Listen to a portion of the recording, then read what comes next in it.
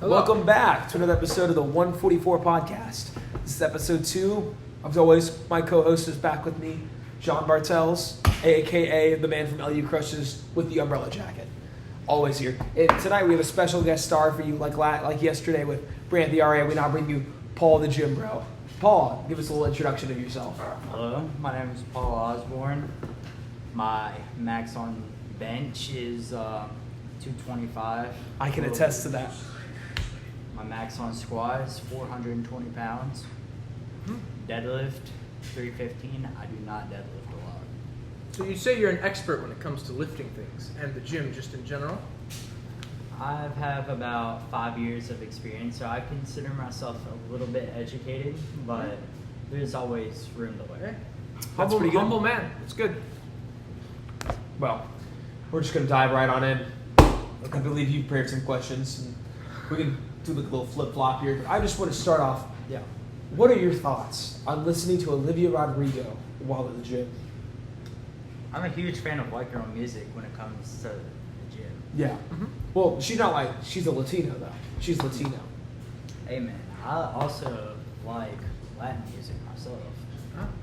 I grew up doing choir as a kid. I thought you were going to say I grew up in the projects, or like I grew up in Puerto Rico. Hey. That took me for a... It took you for a loop? I grew up in the New River Valley, bro. All right. Well, continue on. I didn't mean to interrupt. Yeah, you're all good. This is your show, by the way, so. Please, it's everyone's show. Whoa now there. Oh. Chill on the commie talk. Okay. So, as I was saying, growing up, I was a choir kid, and I have a huge appreciation for music, and I have a diverse music taste, so I'll listen to almost anything. Main go-tos are white girl music whenever I'm hitting chest day, gotta feel amped up. Leg days, you gotta listen to that sad music, because you're putting yourself in pain doing legs. No, really.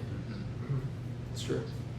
And then, back day, play some old school rock, play some dad rock, get some Nickelback, AC/DC, Metallica, Kiss. I listened to Kiss today. You did? Mm-hmm. When we were hitting chess? That's white girl music day. Well, why weren't you listening to Olivia Rodrigo was in there. I listened to Driver's License. But you already made it clear that she's Latino. She isn't classified as white girl music. What would we classify her as? We have to create a whole new genre. We have to formally apologize. Sick. Poor Tyler here is a little sick and under the weather, so his cognitive function will be diminished during this episode. It is definitely white girl music. So would we just classify her as a white girl? What do we classify white girl music as? Stuff that white girl... Stuff that white girls would listen to, or music made by I don't know her very well, but I can't... If I knew her, I would be able to figure this out, but I don't know her very well. I don't know. So, when it comes to white girl music, there are like two different options. There's white girl music that white girls write, like Taylor Swift, Miley Cyrus, all that. Sabrina Carpenter. That's a huge go-to. And then there's the ones that listen to. And then there's the white girl music that white girls just blast full on out when they're going on a night of the town or at a club or anything like that. Mm-hmm. So I feel like Olivia Rodrigo is there because that's the kind that of falls music. under the played by white girls. Not yes. made Okay. by So white she girls. is the falls under the played umbrella. Yeah. So she is the played by white girl. Yes. Anthem. Okay. But no. So yeah, I listened to Driver's License and I listened to Good for You. But I talked about this yesterday with somebody, and I was like, hands down, she is kind of my hero. And I'm at the gym, I'm sitting there, I'm listening to, I got my driver's license. And I'm like struggling, I'm like, ah. And then she's like, just like we always. I'm like, we always used to. See, I classify that as sad music because she's talking about the sad memories. But you can blast it though. You can, but Things at high volume are always exciting. There's kind of like a loophole right there with that. Because some of the white girl songs, some of them are very sad, and there's like a loophole going on there. Well, there's an overlap between the sad songs and the white girl songs. So you can play some white girl songs for sad music. Like me personally, for leg day, I'd be blasting "All Too Well" by Taylor Swift. That's a 10-minute song right there. 10 minutes. Wow. That is some sad. Oh no. Oh wait, we're still going on. Thumbs up. Okay, let's go. All right. But yeah, as I was saying, yeah, so there's an overlap because white girl music, you have like the pop white girl music, you got the sad white girl music. And then you have like, I can't remember, Avril Lavigne, I believe that's her. You got the punk white girl music with her. But most of the pop songs that I classify as most white girl music as like pop songs. Or like kind of like a throwback songs. Like I grew up like late 2000s, mid 2000s, early 2010 music. I get you. John, I think you have a question now. On to you. Well, Paul, you said that you're an avid gym goer. Yes. You spend quite a lot of time there, yes? Me and Tyler did just spend a 2-hour chest day session. Great to hear, great to hear. What would you recommend that people start with when they like to get into the gym? For novices with no experience, what should No they start with? experience.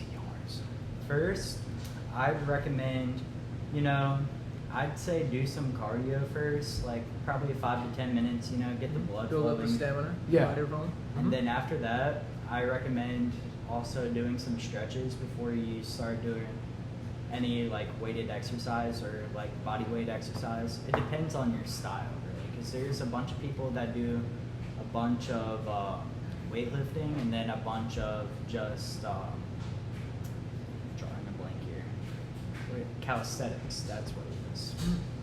Like Zach Laska, which I'm sure he'll be a future person on this podcast. I believe we're reaching agreement with Zach Laska's people and representatives to come on the podcast. Still in the backwoods. Still looking for exception those out vending there. machines. But that's not for tonight. We are obviously here with Paul, Yeah. local Yeah. gym bro. Yeah.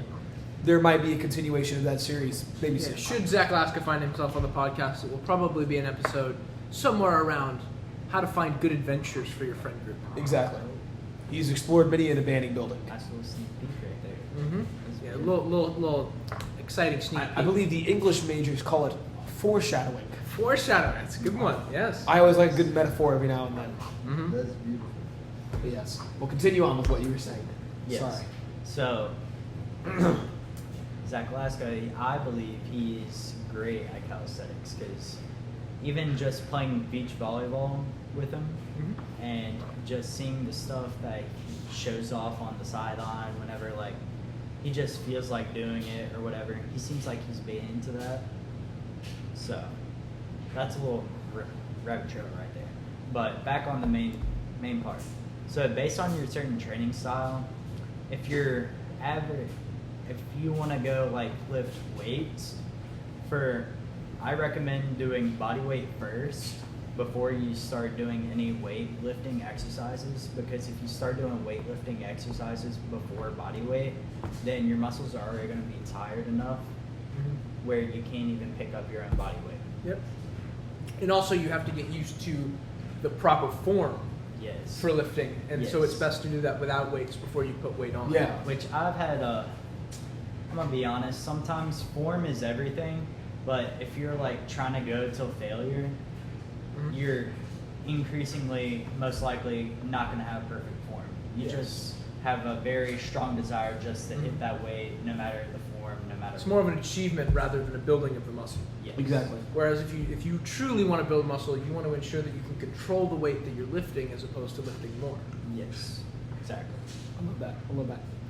I guess it's back to me, little ping pong action here in the questions. Now, me and you, obviously, where did we go to after? You went to obviously the local Mexican restaurant or Yes. kiosk area. I went to the panini place after our workout. Where is your favorite? We're talking you can go anywhere. What is that go-to for that after workout meal or snack? So, me personally, back at home, what I used to always do is after I would get a workout going on, I used to always either go to Chick-fil-A, get the grilled chicken nuggets over there. That's a great Good protein choice. source right there. And then it was either that or going to Chipotle and get a bowl. Because go to Chipotle, get a bowl, get the rice, beans, and then add some chicken or steak. I prefer chicken personally. I think we all do. Chicken's a nice high protein source right there. So. It's Chipotle steak, yes. Yes. But yeah. All right. Those are my main go-tos. That, and if I already ate beforehand and I'm like not really super hungry, I'll just go back home and make me a nice little protein shake. Nice. So, so I'm gonna do like a little follow up there. Go, of course. Chipotle man, what I'm hearing. What are your thoughts on the sizes and portions that they've been receiving in Chipotles? Have they gotten bigger or smaller? For me, I believe they've gotten bigger. You think they've gotten bigger? Because people have said they've gotten smaller. They've been skimping on some things. It depends on the time of day and the location. Because where I'm from is where Virginia Tech is. Go Hokies. But where I'm from there, it's a big college town. So people there are always hungry. College kids, they're always hungry. Always. Let's be honest. As college kids ourselves, we're always hungry. I can't think of a time since I've gotten to campus that I haven't been hungry. Yeah. Exactly. I've eaten 2 paninis tonight and a bowl of soup. That's beautiful. Anyways. Truly was. So, Paul, what are your thoughts on alternative styles of working out that don't maybe involve the gym, such as perhaps rock climbing, like our wonderful rock gym that we have, or maybe swimming, something that might engage certain muscles that you don't find yourself using in standard workouts? For me, personally, I'm not big into those. I haven't really tried it out as much. I grew up swimming a lot, but I kind of like went away from that just growing up because basically it was just swimming, like learning how to swim and everything. It's a great habit to learn when you're young, just like riding a bike. Unfortunately, I was never taught how to ride a bike without training wheels. So you don't know how to ride a bike without training wheels, Paul? That is correct. So you're do I smell a future episode where we teach bring Paul out how a to ride a right bike? now, and I would say I want you to bike to like the ski parking lot up there. You would not be able to do that. I would probably fall off. Well, that's a tough bike to begin with. That is quite a steep. Okay, so let's say I give you to Slims. How about that? You would still Slims in the parking lot. Would you find yourself across the pavement, or would you make it? After a few fall-offs, I would. A few fall-offs. I believe I would. Speaking as someone who's had quite a few less than desirable dismounts off several wheeled vehicles, be it scooter or bike. Last Friday, for instance, into the bush. Yeah, just a slight error. I would advise that when you fall, fall slowly, fall carefully with your arms out to catch yourself, and make sure you don't fall on the road. So fall in the bush? The bush will cushion your landing. Surprisingly so. I can attest. I've seen him fall about twice now off his motorized vehicles. Every time he's always landed, thankfully, in the bush. And he's always gotten right back up and said, let's continue on. Green means go. Exactly. Beautiful. That is beautiful. Exactly. But back to the main point about swimming and rock climbing, I believe any physical activity is great for your body. Like it says in the Bible, your body is a temple, and you need to cherish it and treat it right. So, to me personally, that is called for any physical activity that keeps you active to keep your body in shape. That and eating right, just so you can keep your body, maintain it, and just constantly improve to get better. Yeah, I like that. I think that's a wonderful insight, Paul. I think we truly get. There's a lot of information in there. I think we. Do you have any other topics you'd like to discuss, or do you think it's a good stopping point? I think right now let's take a break from the gym, and I want to address the big thing in the air, and that is the big thing in the air. The Jake Paul versus Mike Tyson fight controversy, which is the travesty, which came out highly publicized, highly looked at, advertised. Highly hyped. Everyone thought Mike Tyson was going to go in and beat up this wannabe boxer, this Disney Channel actor, if you would say, in less than a minute. And we all lived in that fantasy of Mike Tyson going in there, reaching through Jake Paul's chest and just pulling out a beating heart and said, Jake, look, you got a heart. I didn't know you had one, Jake. But sadly, that is That is not what we saw. That was not the That reality. at midnight. That's not even Friday night, but that's Saturday early morning. We saw Mike Tyson, of course, lose to Jake Paul after giving up a good 2 rounds. And I mean, let's be honest. During those 2 rounds when he had that energy, he was beating Jake Paul. I mean, Jake was barely could throw a Jake was on the punch. ropes. Jake was literally was on the ropes. And then we all watched this in round 3 when There seemed to be an abrupt change in the behavior Yes. from Tyson as well. yes. Now, this is all speculation, of course, but I'm led to believe, based on the current circumstances and behavior depicted in the fight, that it wasn't entirely truthful. We See, hear if you were to look at some of the footage of Mr. Tyson several weeks and even several months beforehand in his training, he depicted a extremely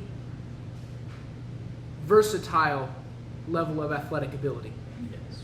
One that was not depicted in the fight Yeah. last week. Through both speed and coordination, it seemed as if Mr. Tyson had been fighting Paul while underwater. Yeah. So we're left with 2 possible conclusions. Yeah. One being that Mr. Tyson's health did take a decline since the footage of his workouts. However, that seems unlikely given how healthy he's been his whole life and how active. Well, we have to look at what happened because they had to postpone the fight from July to August because of what happened with his heart. They So did have that- to postpone the fight. That footage may have been before the heart, whatever happened with his heart.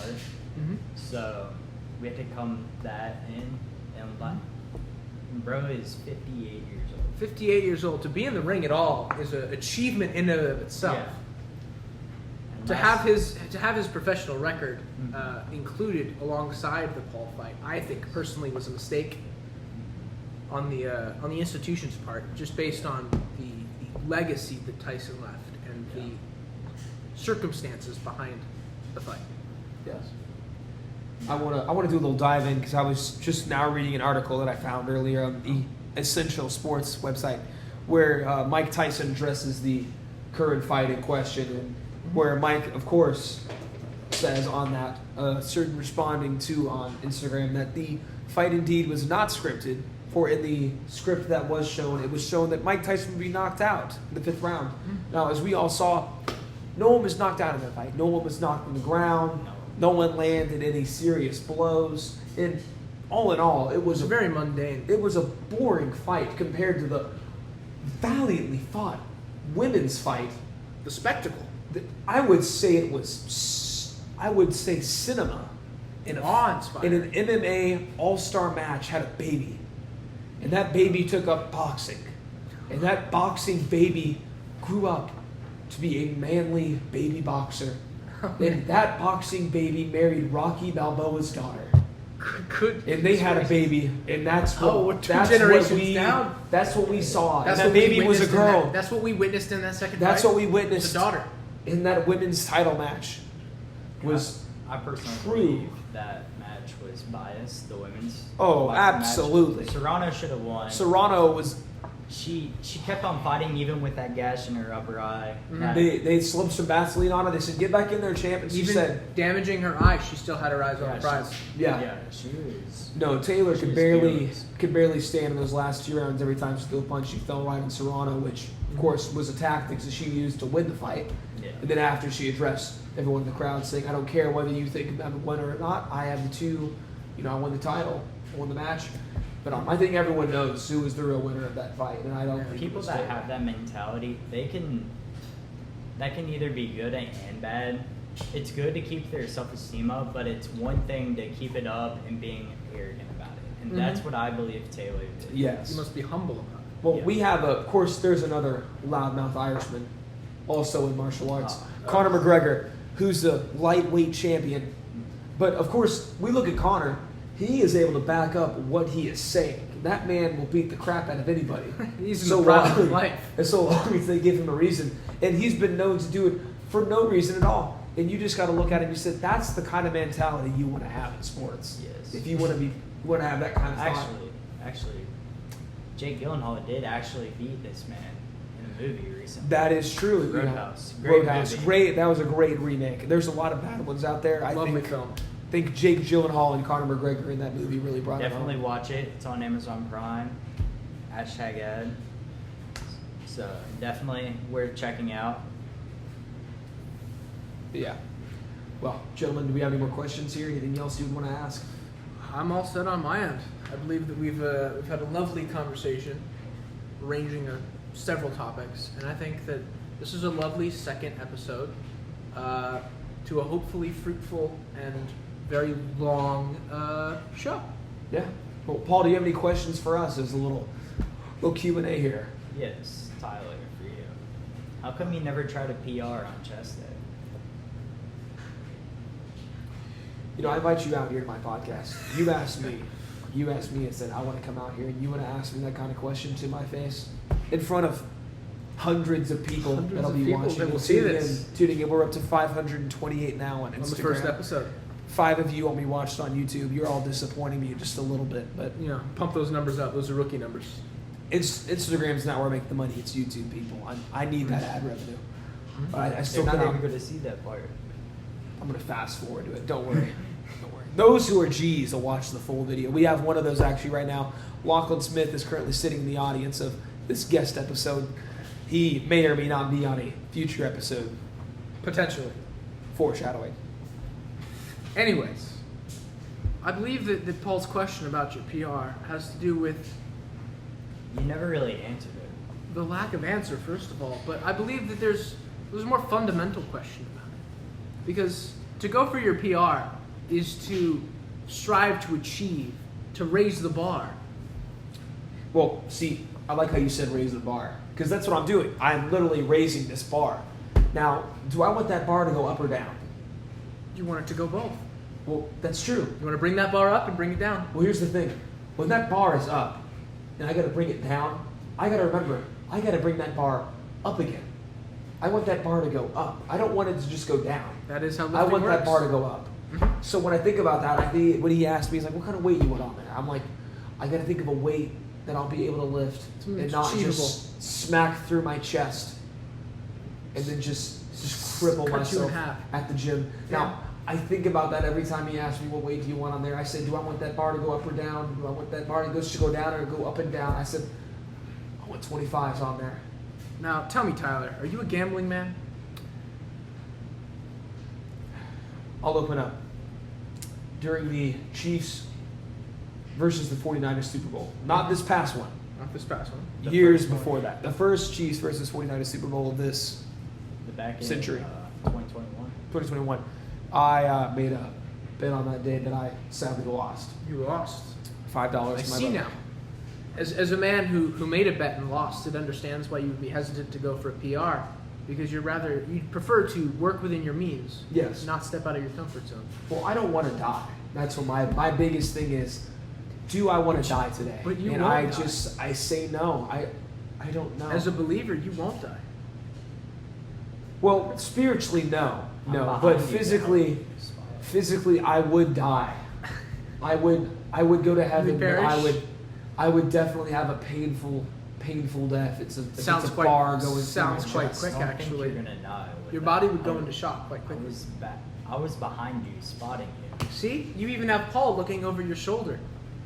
Not the apostle, but hey, I feel any like you Paul don't really works. come out here to call me out on my podcast, and you know what? Hey, Tyler Malone, Paul Osborne fight 2025. Get ready. I'm kidding. I'm not Jake Paul. Okay, guy's a clown. well, no, of course not. I'd He's love your to age. vote it. Huh? Of course, you're not Jake Paul. You're trying to fight someone your own Yeah. age. Who do we know that's 30 years older than me and is currently retired? You know what? No. Donnie Costin. Donnie Costin. Let's bring him out of here. The former general. How about Jonathan Falwell? Jonathan Falwell. The, Which one? The 60-year. There's only one Jonathan Falwell. There's only one You're Jonathan thinking of Falwell. Jerry. Oh, my. I'm thinking of Jerry. Yes. No, Well, I think this is a wonderful conclusion. this was a wonderful conclusion. Look forward to the Paul and Tyler all rounds bout at some point in the foreseeable future. Should Tyler find himself grappling with his mortality after the fight, I will happily take over control and jurisdiction over this podcast and ensure that we carry on in his memory. Thank you for watching. Well, as always, we all like to end out on a little hands in the middle. So I think after tonight, we got to end on Gym Bros. All right, everyone, hands in the middle. All right. I got something a bit different. How about this? All right, put your fingertips in. Okay. Yeah. We're gonna try something called the triple dab. All right. All right. Hey! There you go. All right. I like that. Well, thank you, gentlemen, both for being out here. And Hey. it's the end of our video. Make Thank sure to y'all like for- and We will see subscribe you. and follow if you're on Instagram. And hey, if you're on Instagram, you better watch this full video. Hey, don't I be know afraid where to you share it live. with your friends too. Exactly. We will see you in the next one.